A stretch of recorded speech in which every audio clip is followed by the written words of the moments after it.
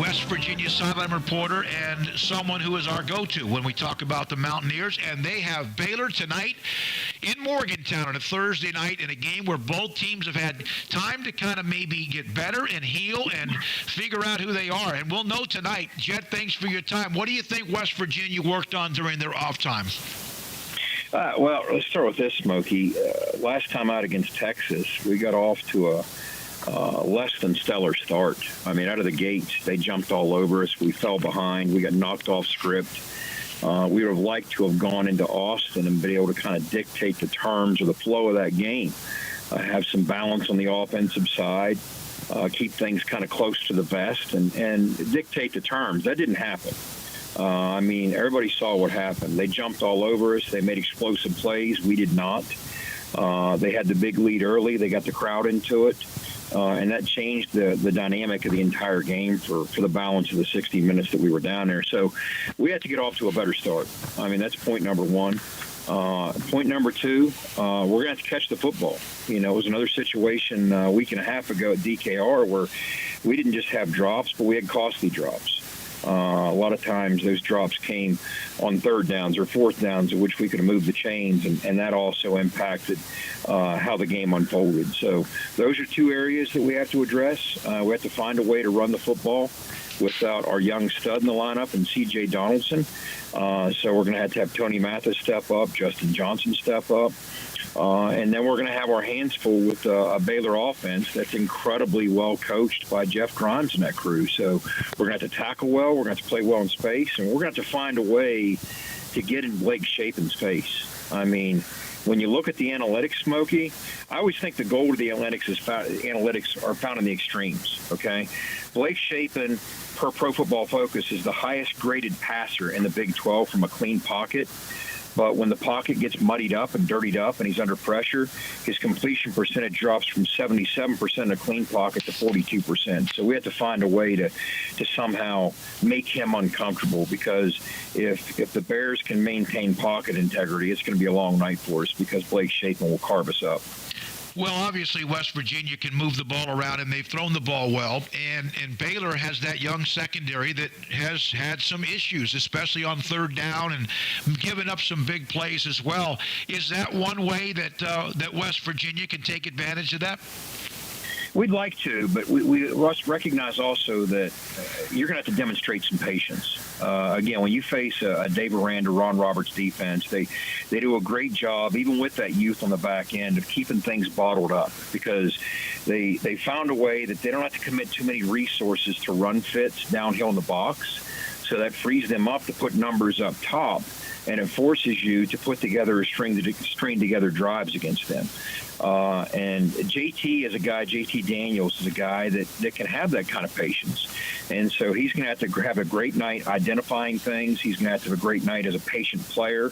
And he's going to kind of have to be a distributor. So we're going to have enough of a run game where we set the table in the pass game. Then once we set the table in the pass game, JT's going to have to be smart. He's going to have to be patient, because Baylor's going to bring a physicality with that front six.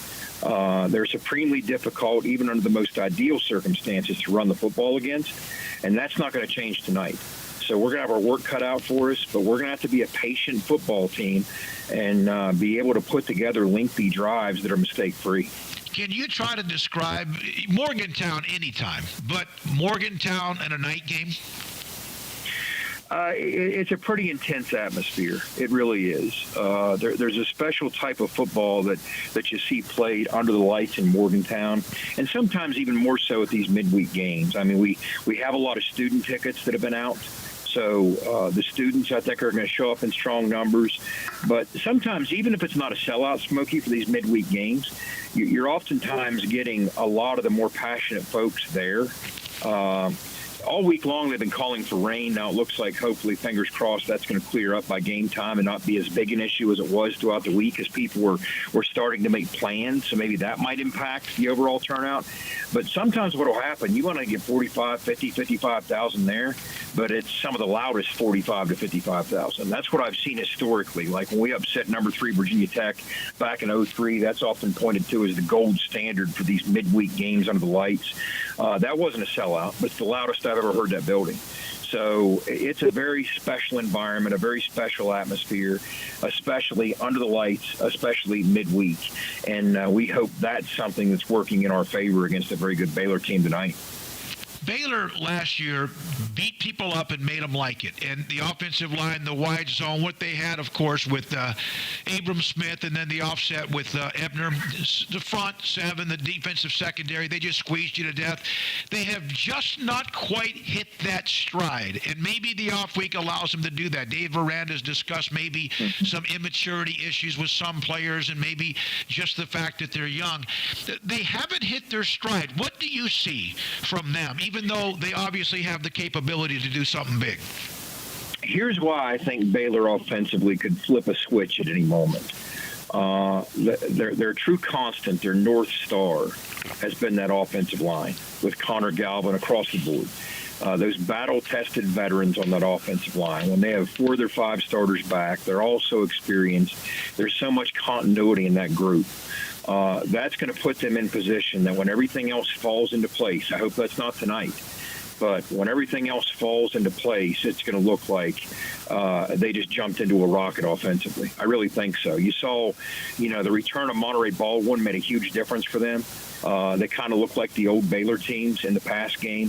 He missed, the better part of 3 games, and he came back against Okie State. He looked like your typical playmaking Baylor receiver on the perimeter. Ben Sims, great role player. What Reese has done as a freshman. It's difficult to just show up and be a natural when it comes to reading, that outside zone, that stretch play. I mean, that's what butters their bread, is that stretch play. And sometimes that takes you have to rep your way to that. You're going to bounce it, you're going to bang it, or you're going to bend it. You have to make very decisive reads. That's what Abram Smith was so good at. He brought that physicality as a converted linebacker that so perfectly fit that RBO offense, but also he was a decisive runner. I would argue that maybe Reese is a little more explosive, but he's still getting there in terms of making those reads. And when he does and sees daylight, he's dangerous. But the short answer, Smokey, is I think that offensive line puts them in position to this. A lot of things could get right very quickly for this Baylor offense. Dante Stills is there, and it seems like there have been, like the Stills brothers have been there, like the Selman brothers of the 70s with Oklahoma, and they have haunted Baylor at times. And I know last year Baylor jumped all over West Virginia. The defense, your thoughts about how they're playing right now? What's their strength? Well, we're far more athletic on the back end than we've demonstrated. We expected coming in that the D-line would be one of the strengths of the defense, and by and large, that's been the case. I mean, we've been pretty stout against the run with a couple exceptions. I think we were game planned by Kansas and kind of ambushed. They did a great job of showing up and giving us some looks. But I think that's been the one constant defensively. Now, on the back end, when you look at our corners, when you look at our safeties, we're more untested than we were a year ago with all those senior safeties, anchoring things down on the back end. But I think we're more athletic. It's just a matter of repping that out and getting to the point that we can identify things. There's some chemistry and some continuity in that unit, and it starts to show. Because one way or the other, whether it means you're chopping up the front and just with a 3 or 4, maybe 5-man pressure finding a way to penetrate, or if you got to throw some numbers downhill and commit some resources to pressure Chapin, one way or the other, you're going to have to rattle him. You're going to have to, make him uncomfortable. Because if you don't, again, it's going to be a long night. Losing Charles Woods very early in the opener against Pitt hurt us in a lot of ways. We feel he's one of the better cover corners in the Big 12. And so, if he was back there since the outset, you can kick your coverage the other way and provide more help, but that hasn't been the case. So we kind of been scrambling to lock down those edges and provide some help from the back end, and that's kind of what's been playing out. Jed, is this a must-win for you think for Baylor? They had big plans. Obviously, West Virginia needs a win to get a win in the conference to get on track. Is this a must-win game, or is that always too early to say? They always feel that way. I mean, this is such a supremely competitive league this year that I have to believe that whoever wins this league, whoever's the last team standing, is probably going to have at least a couple losses. It sure looks that way. So the level of attrition that's going to play out across the board, I just see that being instrumental in the race to whatever the final two teams are to land in Jerry World. So it might be premature. I mean, they all feel that way. First of all, when you're sitting here at 2 and 3, 5 games in a season that you felt had a lot of promise, of course you want to get to 500. If you're Baylor, with the standard they've established very quickly under Dave Aranda, that holds true with them as well. But you know what? Everybody thought the sky was falling when you guys lost to Okie State last year, and it sure didn't. And I think that the same holds true this year with coming off that loss to them last week. I just hope you don't get right until after tonight. Jed Drenning always right there in the middle of it. He'll be in Morgantown. West Virginia Sideline Reporter joins us on game day. Baylor and West Virginia in Morgantown, and this is 360. Make a winning